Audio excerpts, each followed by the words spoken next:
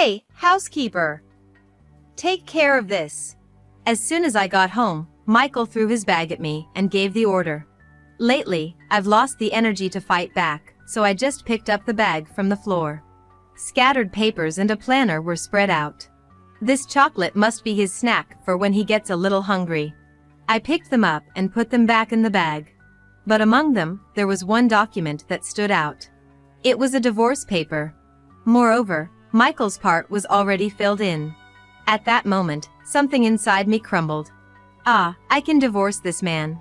With that thought, I suddenly felt lighter. And then, I immediately took out a pen from the drawer and started filling out the divorce form. My name is Linda Smith, 35 years old. I work as an administrative assistant at an IT company. Fortunately, I am blessed with good coworkers and a pleasant work environment, and I am happy that I can live without major stress. For me, who quit my first job due to stress from human relations, my current company feels very comfortable. If nothing goes wrong, I'll probably work here for a long time. I've been thinking about this more and more. But I have a problem. I can't even get a boyfriend, let alone get married. It's not that I haven't had any opportunities to meet someone. There were company drinking parties, and blind dates my friends invited me to. I've had many chances to interact with men. In fact, most of my friends are married and even have children. So why not me? Do I have some crucial problem? Every time my friends announce their marriages, I agonize to the point of getting a headache. But then, my chance came. It was at a company drinking party. As usual, I was sipping my drink when a man sat next to me. That was the man who would become my husband, Michael. Linda, right? Eh? How do you know my name? Michael, who suddenly spoke to me. We were in different departments, so we had never talked before. I knew his name and that he was older and joined the company earlier than me, but nothing more. Oh, sorry. I just started talking to you out of the blue. Seeing my surprise, Michael explained why he had started talking to me and introduced himself. Apparently, he had been concerned about me always being alone at company drinks and during breaks. I hadn't thought of myself as being alone that much, but I guess that's how it appeared to others. After that, Michael and I continued our conversation without any awkwardness, thanks in part to the alcohol. At the end of the drinking party, we exchanged contact information, thinking why not. From that day on, Michael and I started talking more at work. We couldn't talk much during work hours, but we chatted during breaks and after work. Sometimes, if we bumped into each other at the nearest station, we'd go to the office together. As we continued this routine, we naturally grew closer and started dating after going out for drinks more often. Eventually, our relationship became known at work. My peers and juniors were quite surprised, as they hadn't expected me to date Michael. Michael remained the same even after we started dating. He was always kind and cheerful. Being with him felt comfortable, and I found myself increasingly attracted to him. I thought Michael seemed happier too, and that made me feel good. About 6 months into our relationship, Michael told me something. Hey. I actually have a kid. A kid? Michael had been married before, but divorced due to personality differences. He had custody and was raising his middle school-aged child as a single father. I've been thinking. I'd like to marry you someday, Linda. I had to tell you before it's too late. Sorry for springing this on you all of a sudden. I was definitely surprised. But I was also happy that Michael was thinking about marrying me and had shared his past and his child's existence, considering our future. Thank you for telling me, I said to Michael. After that, I started meeting Michael's child more often. His name is Noah. I thought he might reject me, being a middle schooler, but Noah accepted me easily. A year later, Michael and I got married. I felt an unprecedented exhilaration and joy at being united with the person I loved. I was truly glad I hadn't turned Michael away at that drinking party. However, my happiness was short-lived. After we got married, Michael's true nature gradually became apparent. After discussing it with Michael, I quit my job. It had been a fun workplace, but I wasn't overly attached to it. I decided to make a fresh start and stay at home. That meant my activities were mostly limited to housework and shopping. Having no particular hobbies, I spent my days without much to immerse myself in. But even I found a hobby eventually. It was painting. I started with pencil drawings out of curiosity, but soon got into watercolors. Before I knew it, my room was filled with watercolor paints, palettes, and brushes. I wonder if this is when Michael started acting strangely. Or maybe it's more accurate to say he started showing his true colors. The first sign of something amiss was when Michael left laundry scattered about. "Hey, could you please put the laundry in the basket?" Sorry. Since we hadn't lived together before marriage, it wasn't surprising that some sloppiness surfaced. I'm not perfect either. In fact, I was happy that Michael, who had always seemed so proper, was showing me this side of himself. It made me feel like we were really married. But no matter how much I asked Michael to put the laundry in the basket, he never seemed to make an effort. In fact, he started saying, "I'm tired from work, you could do it, right?" But as soon as I started doing it, Michael began taking advantage of me. What about dinner? That day too, as soon as he got home, Michael demanded his meal. "I told you, didn't I? Dinner's gonna be late today because Noah's coming home late," I said. "I didn't hear that." "Are you sure you said it?" "I did say it." "No, I definitely didn't hear it." My words fell on deaf ears, and Michael became moody. Dealing with a moody Michael is tough. He would ignore me when I spoke to him, handle things roughly, and stomp around. This behavior was stressing me out. And it bothered me how he would get in a bad mood over minor things. At first, I thought, maybe he's just tired today and tolerated it, but as the days passed, it became unbearable, and I started to speak up more. "Hey, didn't I tell you to stop leaving your bag around? Sometimes things fall out, and it's dangerous. If you're gonna say that, then you clean it up. I'm tired from working every day. Unlike you, a stay-at-home wife who does nothing all day." "What? What's with that tone?" "Anyway, if I don't bring home the bacon, there'd be no food or house for you. I thought we agreed I would quit my job." Yes. You're so annoying." Our conversation went nowhere. Am I saying something wrong? Do I really deserve to be yelled at like this? Every time I argued with Michael, I doubted my own judgment. He told me his divorce from his ex-wife was due to personality differences, but I began to suspect if that was really the case. Maybe the problem was with Michael, and his ex-wife initiated the divorce. Could I bring up divorce myself? The answer is no. I had just finally gotten married, and now, having quit my job, the idea of going back to being single and independent was daunting. And I worried about Noah. The idea of his father divorcing and remarrying must be stressful. For now, I was relieved that Michael didn't raise his voice in front of Noah. It's wrong to think he can do anything in front of me, but it's good that he behaves normally in front of Noah, a basic expectation of a parent, but still, I'm grateful. I should just endure everything. It's my fault for ending up with such a man. Eventually, that thought began to dominate my mind. About 6 months into our marriage, Michael started coming home extremely late. Although there were some overtime at his company, staying out till late night was not typical. Yet Michael would text me, "I'm gonna be late tonight." Might even be past midnight. It's good he contacts me, but what is he doing until late at night? Could he be cheating? Just after we got married? I often thought so. But without proof or certainty, I hesitated. And there was one thing that made me think maybe he wasn't cheating. It was that Michael would bring his colleagues home. Moreover, they were a man and a woman. Their names are apparently Mitch Johnson and Emily Thompson. Mitch is very refreshing, the epitome of a fine young man. Emily is adorable, and even though we're not close in age, it's fun talking to her. Both of them are in the same department as Michael, so they weren't exactly acquaintances.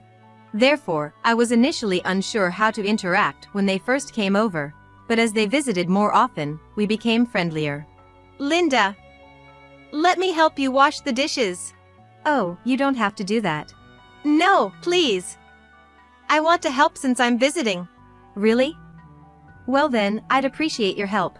Emily often helped with washing the dirty dishes and glasses, and preparing drinks and snacks, while Mitch would talk to or take care of Michael when he was drunk. Honestly, if it weren't for Mitch and Emily coming over, I would have to entertain by myself, and that would be quite a hassle. Mr. Smith, you're drinking too much. Don't make your wife worry, okay? It's fine. She's okay with it. Mr. Smith. While Emily and I were in the kitchen, such conversations would sometimes drift over to us. Given his past behavior, I thought Michael really didn't care about me, but Emily surprised me with her comment. It's because of a good relationship between spouses that he can say such things, right? Mr. Smith always talks about you, you know? Saying things like how delicious last night's dinner was, or how you always care for him and make him feel comfortable at home. I couldn't believe Michael was saying such things. Michael talks about me like that? Yes. He talks about home every day. It sounds so fun. I wish I could have a wonderful family like Michael's. Is that so? My feelings were complicated. My home life was anything but fun. I didn't want anyone to aspire to have a family like mine. But I guess Michael had to maintain his image at work. I didn't reveal the truth, just quietly listened to Emily's stories. Well, it's understandable to think it's a happy home if you don't know the inside story. At the dinner table with Michael, Noah would also occasionally join in our conversations, making the atmosphere very pleasant. Mitch and Emily were always kind to Noah. Noah's in middle school, right? Yes, he's in middle school. Wow, so young. You're still young too, aren't you? I found such conversations very enjoyable. On the days Mitch and Emily visited, I felt quite relieved. At first, Michael brought Mitch and Emily over without telling me. Honestly, it was hard to accept at the beginning. But I'm glad I didn't turn them away. However, Michael's attitude didn't change even when Mitch and Emily were there. Being with his subordinates and under the influence of alcohol, he never seemed to be in a bad mood, which was good. But seriously, my wife. She's totally useless. Drunk, Michael began showing his true nature. Mitch and Emily seemed to take his words as a joke. Come on, Mr. Smith. What are you joking about? Your wife is a wonderful person, isn't she? Right, Emily? Yeah, really admirable. No, you shouldn't admire someone like her. You'll regret it in the future. Come on, Michael, you're drunk again. Mitch and Emily seemed to think Michael was disparaging me because he was drunk. Indeed, they probably thought so because they always heard good things about me at work. But I knew they meant no harm. I had become accustomed to Michael speaking ill of me, so I could only smile quietly along with them. Years later, time flew by and Noah graduated from middle school, then high school, and went on to college in the city. After 4 years, he graduated and started working for a local company, renting a house near our home. Initially, I suggested he could live with us, but Noah wanted to experience living alone. I respected his wishes and accepted his decision. Michael's behavior remained the same. By this time, he had been promoted to department head and seemed to have more subordinates than before. He sighed more and became more careless with things. But his attitude towards me didn't get worse. I thought he might take out his accumulated stress on me. As usual, Michael often brought Mitch and Emily over for drinks, and he started coming home after midnight more often than before. I figured he was probably relieving his stress in his own way. Then, after a few more years, I received a call from Noah. Mom, I'm getting married. Married? Congratulations! I couldn't believe Noah was getting married. Time really flies. It seems like just yesterday he was in middle school. He told Michael about it too, and Michael seemed happy. From that day, preparations for the wedding began, including helping with arrangements and meeting his fiancée. Michael was busy, so I was mainly the one helping out. During the planning, we decided to invite Mitch and Emily as they had been a great help. They both attended the wedding, looking very smart. And once again, they took care of a drunk Michael. Honestly, it was embarrassing to have him drunk at such an event. But thankfully, Mitch and Emily handled it well, preventing any awkwardness. Especially Emily, who stayed close to Michael the whole time. They seemed to have a lot of physical contact, but maybe Emily was just a bit drunk. I didn't mind and just watched them. After a few hours, the wedding ended, and Michael and I headed home. He must have drunk a lot. Michael slept in the back seat all the way home. When we got home and entered the living room, Michael suddenly threw his bag at me. Ouch! What are you doing? I turned to look at Michael, and he was chuckling. Hey, housekeeper. Take care of this. Told so, I looked at the bag on the floor. Exhausted as I was, I didn't argue and just picked up the bag. Scattered around were documents and a planner. Maybe this chocolate is for when he gets a little hungry. I gathered them and put them back in the bag. But then, I found something unusual. It was a divorce paper. Moreover, Michael's part was already filled in. What is this? The moment I saw the divorce papers, time seemed to stop. But then I composed myself.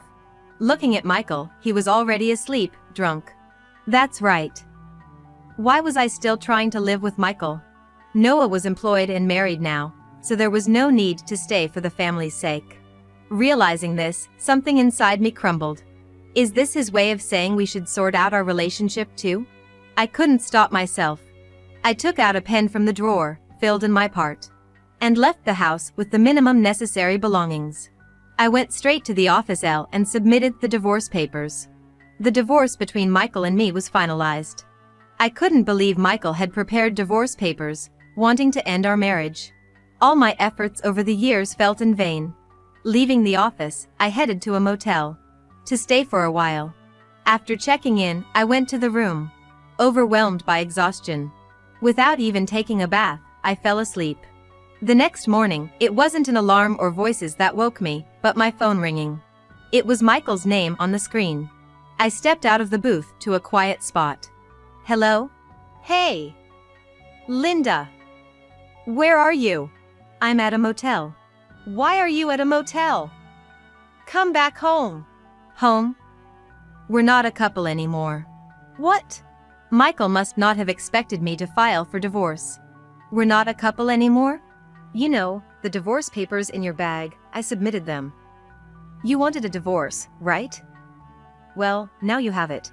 That divorce paper, it wasn't meant for that. Then what was it for? Michael didn't say anything. I assumed he wanted the divorce. You're not saying anything. Okay, I'll come by to pick up my things later. I hung up. But the calls didn't stop. Even when I was out looking for a room or job, the phone kept ringing. Just when I thought it had stopped, Noah called. I thought he might be calling because of Michael, but I couldn't ignore my son. I immediately answered the phone. Noah? What's up? Mom. Dad told me you haven't come home? Not come home? Well, your father and I are divorced. Didn't you hear? What, divorced? Noah seemed unable to accept the fact that I had filed for divorce. Why? How could you, all of a sudden? Your dad, well, let's meet and talk about it. Can you come to the house today? I decided to call Noah home to explain the divorce to him and Michael in person. Noah agreed, and we met after his work to go home together. Michael was quite surprised to see me back without notice. Hey! Linda! Why did you just leave all of a sudden? I entered the living room and sat on the sofa. Understandably, the other two were quite bewildered. Yeah. Why suddenly decide on divorce? Well, because your dad filled out the divorce papers. What? Dad did. Noah looked at Michael in shock. Michael appeared uncomfortable and evasive. That was not really serious. I saw your signature on it. It seemed pretty serious to me. I pointed out, and Michael looked down. I had evidence that made me believe those divorce papers were meant seriously. You know, you were cheating with Emily Thompson, right? What? I knew about Michael's affair with Emily. It was obvious from how close they were and the excessive physical contact. I had thought it was just because they were drunk. But I couldn't shake off my suspicions. Thinking there might be a chance, I peeked at Michael's phone while he was asleep. There, I found several intimate exchanges with Emily. And even photos from a hotel stay. I quickly took pictures of these evidences with my phone. With photos of them together in a hotel, there's no way he could deny it. Cheating? No, that's not. Don't bother denying it. I have evidence. Evidence? When did you? When you were passed out drunk. When I was passed out. I guess it's good you're the type who falls asleep easily when drunk. Hearing this, Michael looked frustrated. But he soon raised his head and started making excuses. But really, I didn't mean to file those divorce papers. Emily told me to write them. I really didn't want to. I never wanted to divorce you, Linda. Oh really? Wanted to keep me as a convenient housekeeper who does everything you say? A convenient woman who won't complain. That's not it. I really didn't want to divorce you. Michael kept insisting he never wanted the divorce. Indeed, I thought, why would anyone let go of someone who does everything they say? But it didn't matter anymore. Adults should take care of themselves to some extent. No matter what Michael says, the fact that he referred to me as a housekeeper remains. They say the truth comes out when you're drunk, and it sure does. You know, even if you didn't intend to divorce, signing the divorce papers is considered as having that intention, right? What? Really?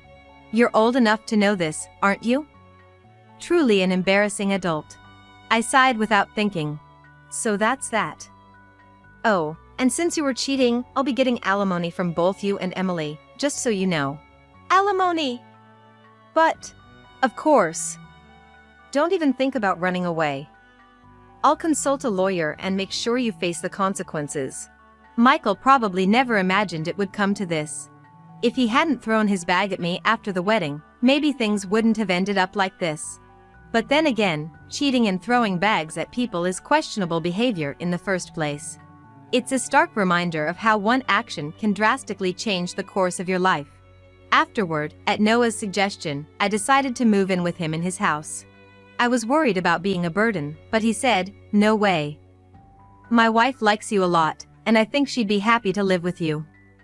So I gratefully accepted his offer. I packed up my belongings from the house I'd no longer return to, with Noah's help. I packed my clothes and watercolor painting tools into some cases and headed to Noah's house. Even until the last moment, Michael kept pleading, "Please reconsider the divorce. I'm begging you." But what was he thinking now? Cheating on me clearly showed he had no feelings left for me. I was genuinely relieved to be divorced from Michael. Later, I consulted a lawyer. Apparently, I could claim much more alimony than I expected due to the length of our marriage. I called Michael and Emily to the office, confirmed their affair, and presented the evidence. Cheating. Emily was initially confused and denied it, but after seeing the evidence, she admitted it.